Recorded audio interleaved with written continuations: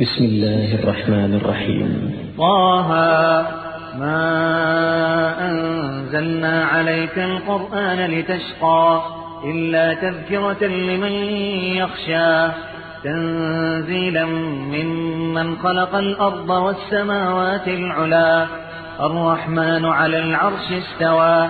له ما في السماوات وما في الأرض وما بينهما وما تحت الثرى وإن تجهر بالقول فإنه يعلم السر وأخفى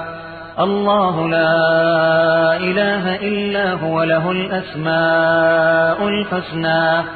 وهل أتاك حديث موسى إذ رأى نارا فقال لأهلهم كثوا إني آنست نارا لعلي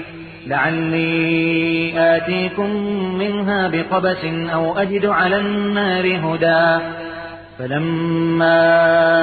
أتاها نودي يا موسى إني أنا ربك فاخلع عليك إنك بالوادي المقدس طوى وأنا اخترتك فاستمع لما يوحى إنني أنا الله لا إله إلا أنا فاعبدني وأقم الصلاة لذكري إن الساعة آتية أكاد أخفيها لتجزى كل نفس بما تسعى فلا يصدنك عنها من لا يؤمن بها واتبع هواه فتردى وما تلك بيمينك يا موسى قال هي عصاي أتوكأ عليها وأهش بها على غنمي ولي فيها مآرب أخرى قال ألقها يا موسى فألقاها فإذا هي حية تسعى قال خذها ولا تخف سنعيدها سيرتها الأولى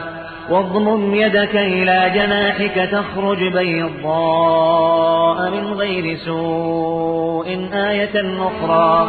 لنريك من آياتنا الكبرى اذهب إلى فرعون إنه طغى قال رب اشرح لي صدري ويسر لي أمري واحلل عقدة من لساني يفقه قولي واجعل لي وزيرا من أهلي هارون أخي اشدد به